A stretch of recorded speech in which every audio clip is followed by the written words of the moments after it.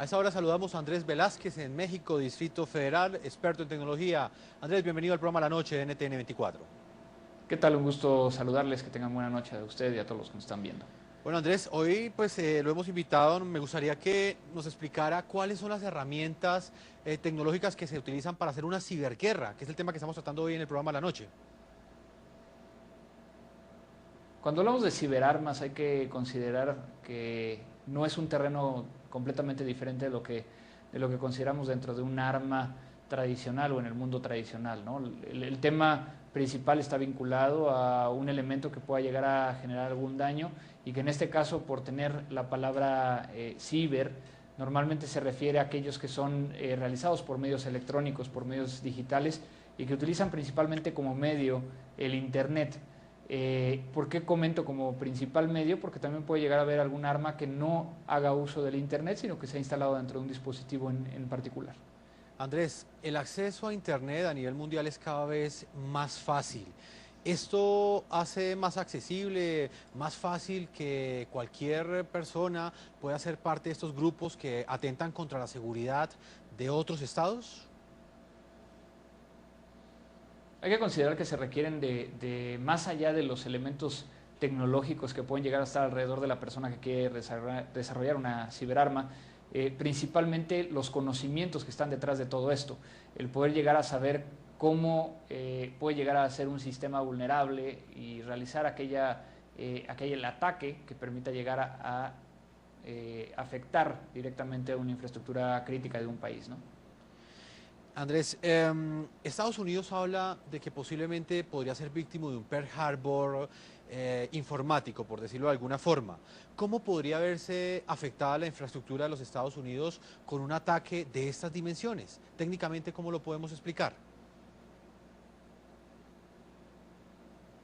Yo creo que cuando hablamos de ciberguerra, hablamos de un término que, si bien no hemos visto una repercusión directamente afectada hacia este elemento, lo que sí estamos viendo son ciberataques por parte de gobiernos o por parte de grupos que lo que quieren llegar es dañar infraestructura o desestabilizar por medios electrónicos.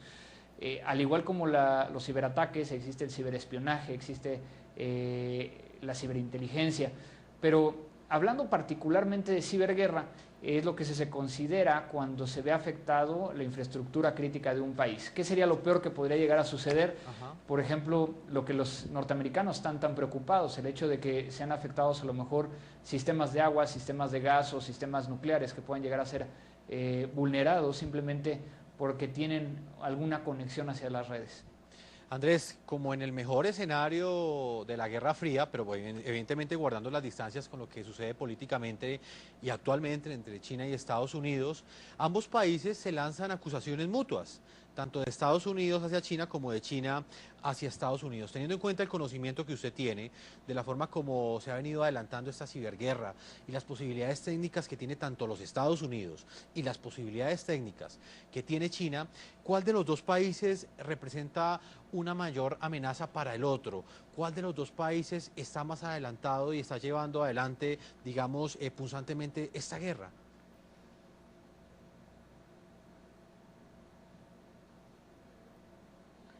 Los ciberataques siempre han existido desde la conexión internacional por medio de Internet.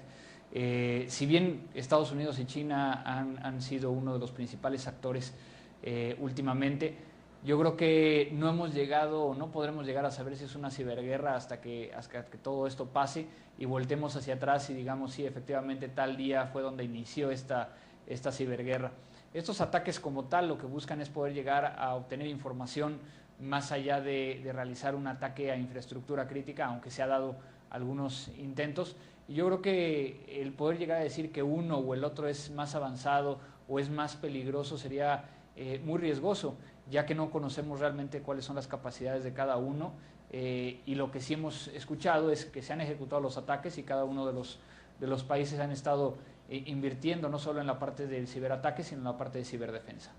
Andrés, dame un segundo, ya regresamos contigo a México. Estamos con Philippe Bolam, que es politólogo y también experto en seguridad informática. Le transmito la misma pregunta que Dimitri, vamos a México nuevamente con Andrés Velázquez, él es experto también en tecnología.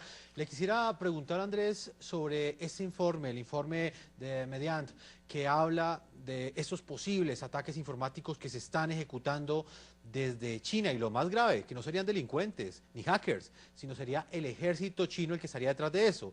¿Qué conoce usted sobre este informe, Andrés?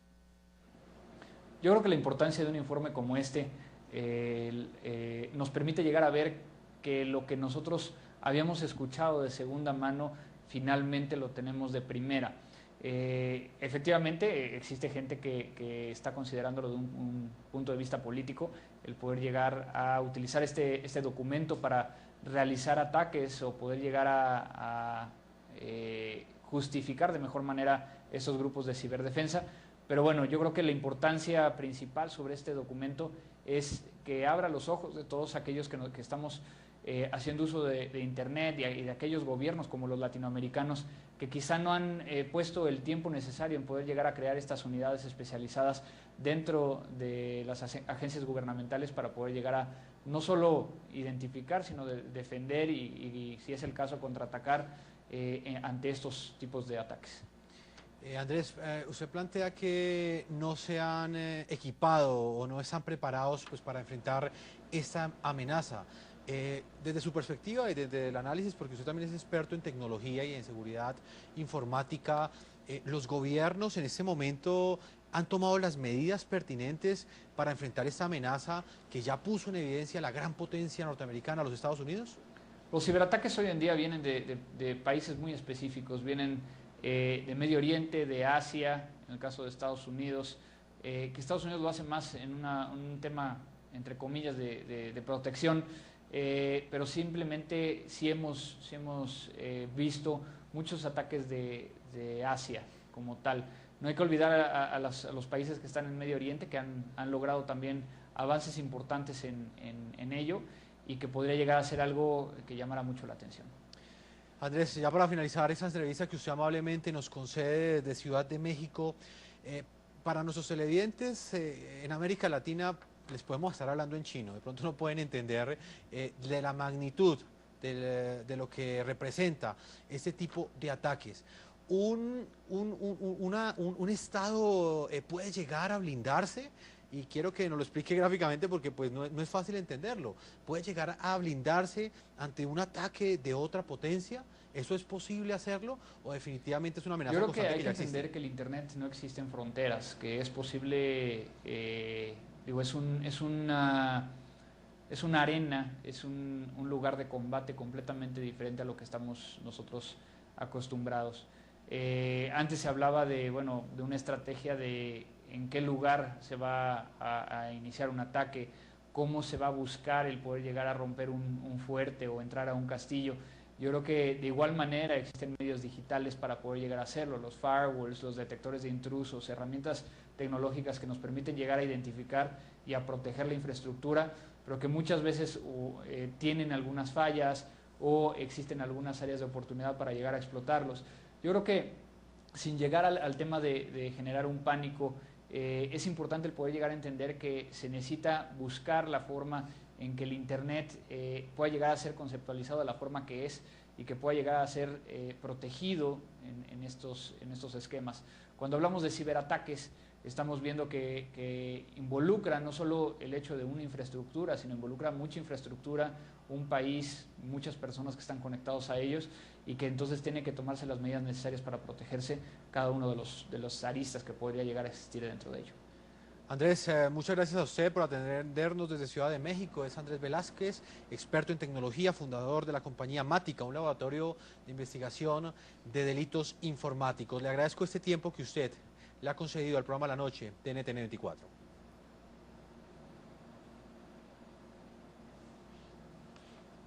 Muchísimas gracias, un gusto saludarles y espero que nos veamos pronto.